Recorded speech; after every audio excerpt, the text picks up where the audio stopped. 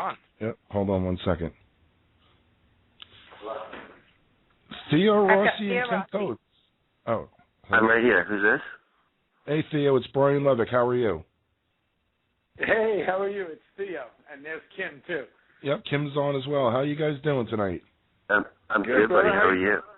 What's up, I was guys? just actually filling in Mitch a little bit about the show. He just recently started watching it. I've been watching it. I am a diehard fan. You guys took over Sopranos as my favorite show of all time. Like, you zoomed right past it. Well, Thank you know what? That's you do on the Harleys. Is you just zip right past it. And Sopranos was Theo and I are huge Sopranos fans, so it's nice to be mentioned in the same sentence. Can you hear us? Okay, brother? Can you hear us? I can hear you perfectly fine. Okay, great. All right. So, well, thank you for coming on the show. I know you guys must be really busy with the premiere coming up in 2 weeks. And I'm sure the press has got to be nonstop for you guys. So it's definitely an honor. It's nonstop. Theo's running around his house with our shirt on right now. It's too much for me. But there you go, man. And I'll try and get through this interview. I'm doing that right now. Always. So thank you so much for having us, brother. We love doing this. So thank you. So, I guess whoever wants to start, just tell us a little bit about. I know you're both big fans of MMA. Do you guys train at all in anything? Kim has come down with us and seen a few, and we did a couple of we trained with Hoist Gracie for a little, and we knock around with those guys here and there. The problem is that when we're shooting, we have a really crazy schedule, like 6 months a year. So basically, all our working out and training has to be like super efficient. So whether it be you go run a mountain like Kim does, or like me go run 6 to 7 miles at 3:30 in the morning, we just got to do that because basically we're working 14 hours a day for 6 months during the season. And how great is it for Theo and Dominic and myself to get invited by Hoist to train with the boys? But it is a commitment, and when you're doing this show, as you guys know, you're such big fans. I mean, Theo and we're in practically every day. It's tough to make that commitment to such a great opportunity to work out with guys like that.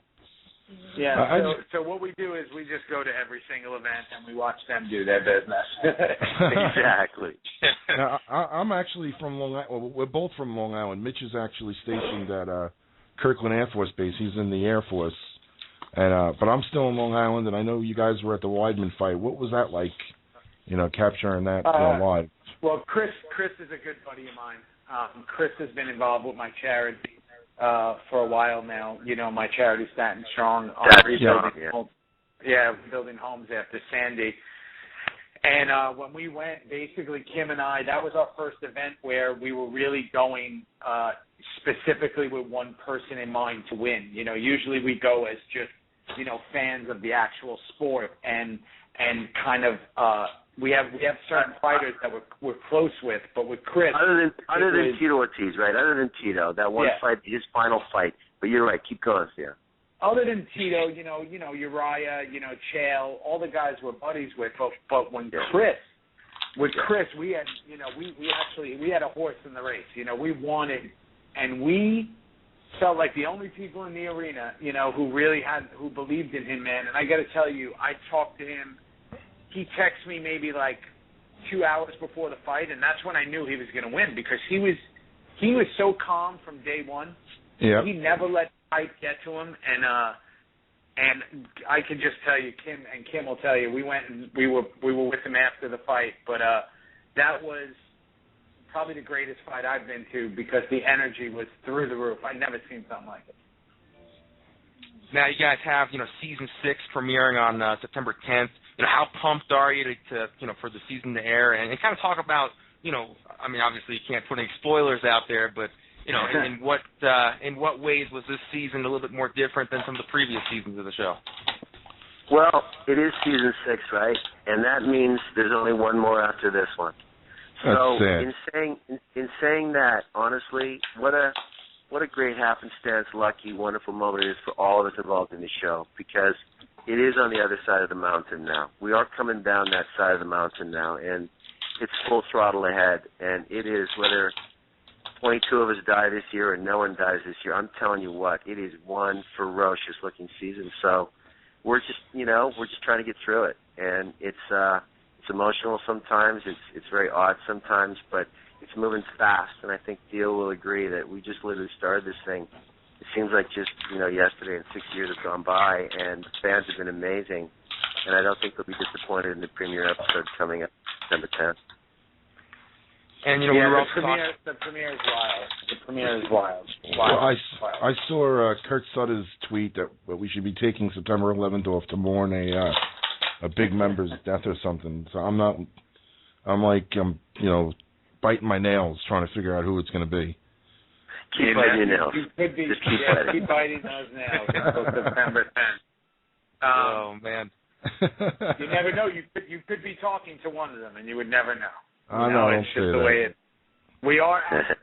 We do not have a hide.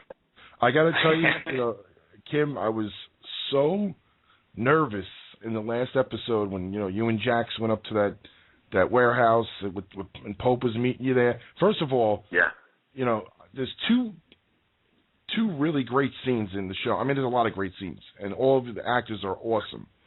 But the two scenes that really stick out to me out of all that you're in are the one with, where Pope burns your daughter alive. Right. You played such a fantastic part. And the scene at the warehouse with Pope. And I know it's only a show, but I'm sitting there and I'm like almost throwing up. And then, Jack comes in and saves you. Well, then you can imagine what it's like to play it, right? I mean, honestly, I have two daughters in real life, so Theo's heard the story a million times, and he knows how much I championed him in season 4 when he almost took his own life, and thank God that tree branch snapped. He can't do anything right. But, for me, last year was a very emotional year for Tig, and I'm glad it's over, but I think I'll never forget it, and the reciprocations of what I did last season and what I witnessed last season and what happened to me last season, they do play out this year. And yet the club is it's screwed up, man. It's screwed up. Plays in jail at the beginning, and what's happening and with everybody, and Charlie trying to do the right thing, and the whole guns connection that we have. It's a very screwed up 6th season, and for me last year was an emotional year for Tig, and I'm glad it's over, but I'll never forget it. And now we were talking about how big, mixed martial arts fans you guys are, and I said this before you came on, that, a lot of actors, they say they're fans, but they really only go to, the big UFC shows. You guys go all over the place. I mean, Brian was saying you were at the Metamorphosis Jiu-Jitsu event. How was that? I mean, obviously you guys train with Hoist, you're big Jiu-Jitsu guys. What'd you take about that event? Well, first of all, when Hoist invites you somewhere, you go, because you just do. And then also, the other thing was, I always tweet before I go to the fight. Real fans watch prelim. Listen, I've been to fights where people roll in 2 fights before the main event, but UFC fans are or MMA fans in general are pretty hardcore. And with me, I've always found that, for me, I love the main events, and listen, big fights are amazing, but some of the greatest fights I've seen, WEC fights and, fights from back in the day, are fights that really nobody even knows about. And then they either find out about it on, YouTube or whatever, but, we got one coming up. We got a rematch coming up with Pettis and Henderson, and we all know what happened in that first fight. One of the biggest highlight reels ever, and Kim and I, Ben Henderson's a buddy, and Pettis came down and did a charity event for me in New York. So, I'm buddies with both those guys, and I'm super excited for that fight. And then coming up in a couple of days, my favorite fighter, Carlos Condon's probably my favorite fighder. I mean, tomorrow he's right night. up there. It's tomorrow night. Is it tomorrow night? Oh, my God. Yeah, it's tomorrow night. I'm in Canton tomorrow night. What the hell is happening? There are 3 cards in a week. There's tomorrow night, Campman and Condit. Saturday is Henderson and Pettis. And then next Wednesday is Glover Teixeira and Ryan Bader in Brazil. Oh, my God, that's my buddy. Exactly Bader's my buddy. Chris, he's a good guy. Bader was at Weidman's, after party, and Bader was also at my charity event in New York. I had some crew at this event. We had me, Jay Glazer, and Pettis, Weidman, Uriah. Nice. Who else was there? We had a bunch of people there, and it was just just the greatest group of like people chilling. Oh, Aaron Simpson was there. We were just all hanging and just listen. When you're around fighters and you're hanging with fighters, they're the greatest people. They're so much cooler than actors, and they're just they're certainly cooler than you, Theo. Yes, that's right. Yeah, they're definitely cooler than me. But for Kim and I, listen, we wish we can go to every single fight. But for us, like I said, some of the best fights are watching these young guys who are trying to make a name for themselves, trying to impress Dana, trying to impress Joe Silver, and just really trying to get that shot. And, it's not about the money. It's just about their training and all that. So I've seen really, one of our other buddies, Chiesa, Mike Chiesa, and watching these young guys fight, those are my favorite. So the big events are great. But man, I just love prelims. I love FX. I guess now they're all on FS1, and the Ultimate Fighter is probably one of my favorite shows ever. I can't wait for the new one. They're doing the tryouts now in Indianapolis for season 19. That's right.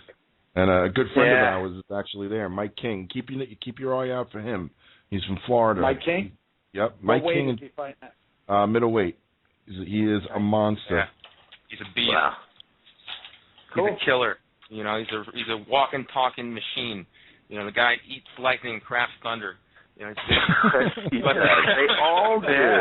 And the funny thing is, Theo and you guys have known these guys since 1926. I mean, you guys have been involved since the very beginning.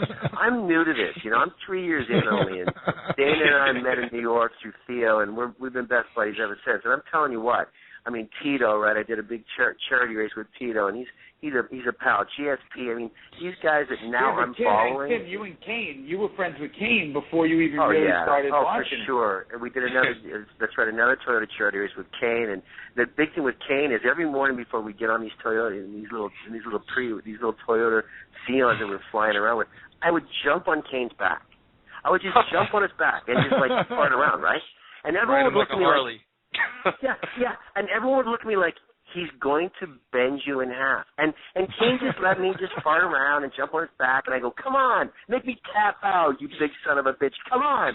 And I got away with it. So for guys like Theo and I are on this show, and maybe the movies we've done as well, whatever, and they're fans of us, and we can reciprocate back to them and follow their careers and be lucky enough to be in these arenas and watch it on television like we all should and could. I'm really, really a happy guy, for sure.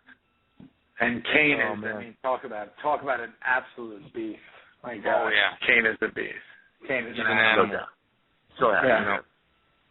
There's definitely, like you guys said, a lot of amazing people in the mixed martial arts community. And there's actually one girl that wanted me to say hello to you guys, Tracy Lee. She's a good friend of mine. I love Tracy. Well, yeah, she is awesome. That's my little photographer. Tracy's amazing. Yeah. We love Tracy. We love Tracy. Next time you see her, have her make you some pancakes for her. She makes some good pancakes, Wow, so wait a minute. Hang on a second. Let's back up a little bit. You know how she makes pancakes? What's going on, son? Hey, I get around. You know how it is. You know what's going on. All right, good to hear. You know what I do. I put the key in the lock, and I lock that motherfucker. You know what I mean? You do. Next time I roll up and I'm hanging out, I'm going to have syrup in my pocket, ready to go. Check out the syrup, baby. Where are the pancakes? Oh, my God. Meds today. But anyway, I never take my meds, man. I want to get back to the show for a minute because, that's, my main focus has been since the season ended was waiting for the show to start, and I've been watching, all of Kurt's, FU Sutters and all the promos that have been coming out, and they're sick. And what I want to ask you guys, and I saw something last night, and it was really, it was a 1.5-minute clip, and it was Theo was actually talking about all of you guys were at the scene when Opie was killed. And, we know it's a show, but how difficult is it, knowing that you're not going to be working with a guy that you've been working with for so long, and it's been such an integral part of the show? Well, Theo, I'll take this for a little bit here, but Yeah, please. I don't know if actually Theo might have orchestrated this actually, and I wouldn't be surprised if he did. But in that final scene with Ryan Hurst, it was literally just Charlie, Tommy, and myself in the prison, and the wonderful supporting actors that we have in that prison. And for his final day, his final hour, whatever that is on this show, Theo was there. And how many else came, Theo? I mean, well, what happened was Hursty, Ryan and I had spoken, and we knew it was his last night. It was a Friday night. It was late. We were shooting that scene. We called them Fraturdays. We were shooting that scene probably at it felt like maybe 3 in the morning, right, Kim? Wow. Probably 3 in the morning. Well, we didn't wrap till 5 in the morning, but we started that final scene at like midnight. Yeah. Yeah. So we started that scene at midnight. I mean, no, just the final, like not the scene, but the final stuff of that. The final scene act. Yeah, the act. What they were doing was they were doing the pipe basically at the end, and it was going to be where the camera was pointed on actually Opie, so you couldn't see who he was looking at. Now in the scene, he's supposed to be looking at Tig, Chibs, and Jax. Which he did when the camera was on us. But Correct. then when the camera turned around to look at just Opie, go ahead, Theo. Yeah, when the camera turned around to look at just at Opie, it was myself, DL, who plays Happy, Bobby. He is awesome. Plays Bobby. Yeah, Boone, who plays Bobby Elvis, and then Kim and Jake, Charlie. Phil, Chucky, there's a whole bunch of you. Yeah, everybody came and we watched that last shot, with the special effect and the whole thing, and in a way, it was, it's surreal, man. You know that once that camera shuts down, and once they call, cut, and once they wrap on that night, that he's done. He's not coming back, and it's one of those things, man. It's one of those things. For you, Theo, what was it like, going through what you did with the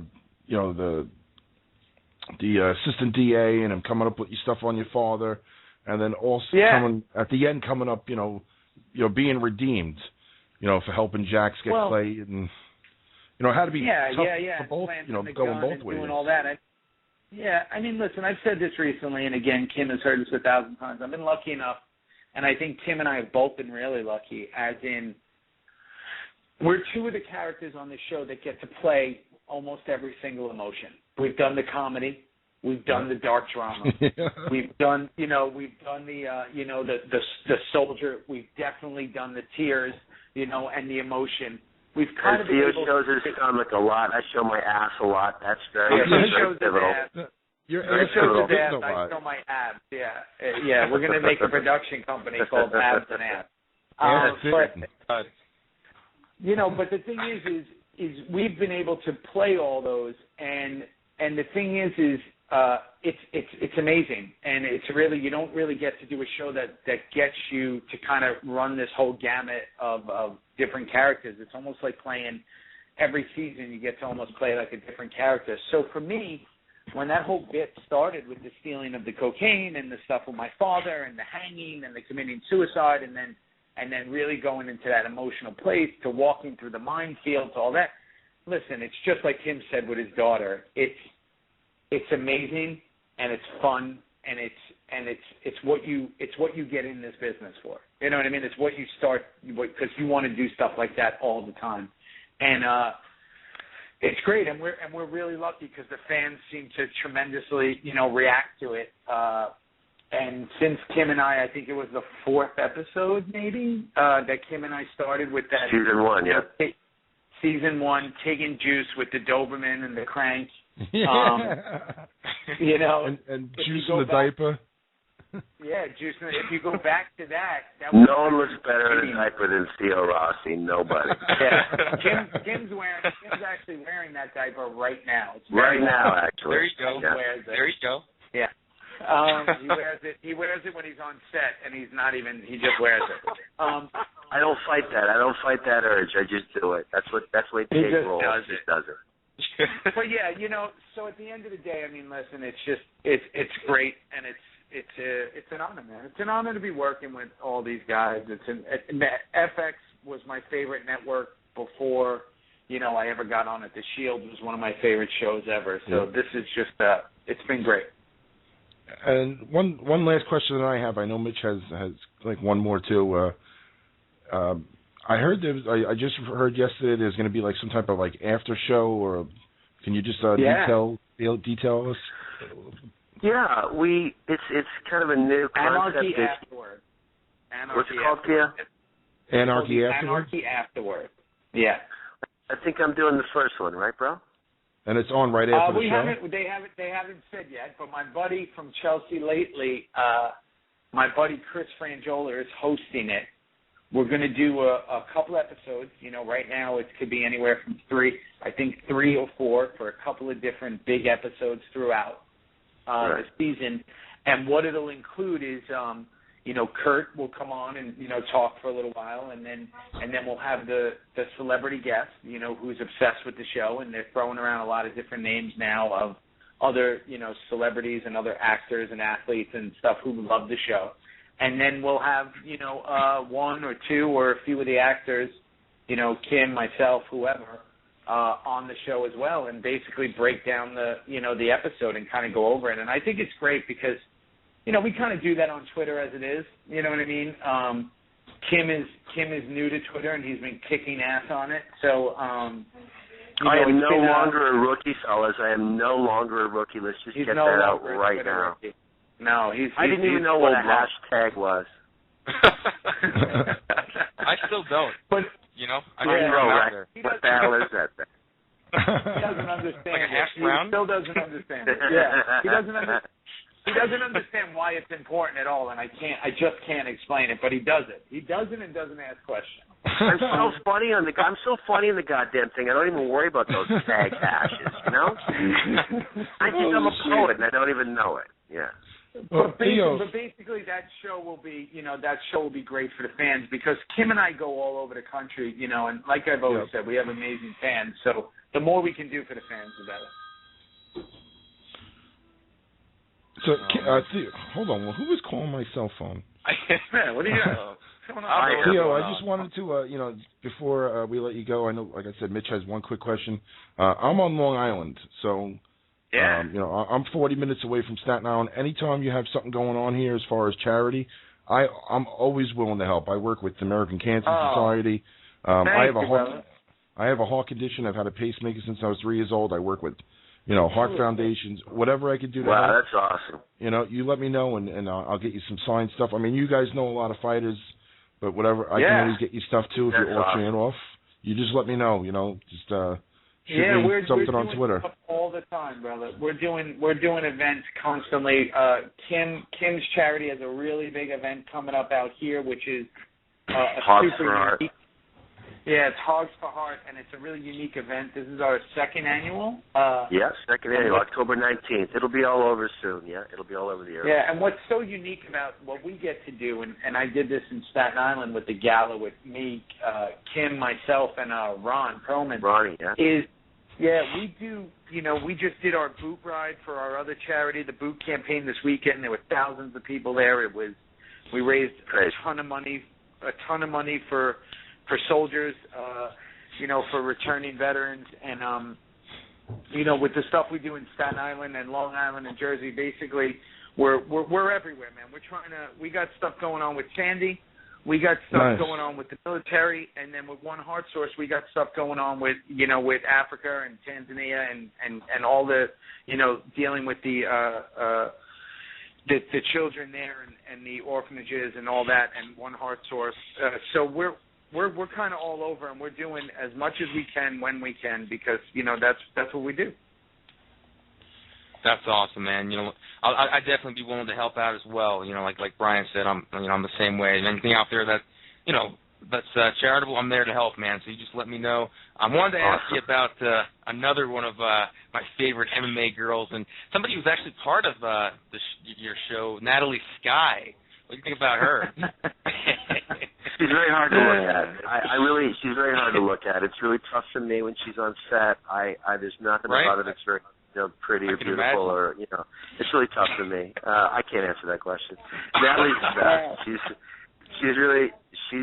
She loves UFC. She'd be a darn good little actor, and I wish her the best. I really do.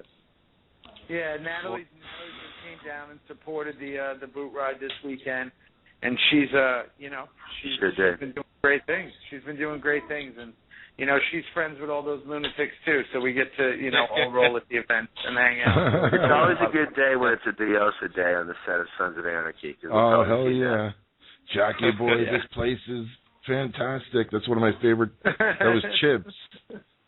Oh yeah, Chibs. Who is Chibs? Who's Chibs? Who is that? I don't know who that is. Tommy Flanagan from Gladiator. I don't know who that is. I'm sorry. I don't. I want some chips. I'm hungry now. Shit. It's been an honor to talk to you. I mean, you guys are great. Like I said, you just hit me up anytime, and if you're in New York, we will. So. Believe me, we will be doing it. When we have a bunch of events coming up. We're actually about to start putting our schedule around for One Hard Source and a couple other the events we have coming up. So believe you me, we're going to be on. We're going to be back on this thing talking about them sooner and later. So thank you so much for your help. Thanks, boys. Thanks for having us, and good luck in Long Island and everything on the East Coast. I love the East Coast, and I missed it a lot. So thanks a lot for having us. All right, gentlemen, have a great night. Staten Island. Yeah, and I live in Staten Island when I'm not shooting. So thank you. All right, have a great night. You guys have a good one. All right, thanks, brother. Bye-bye.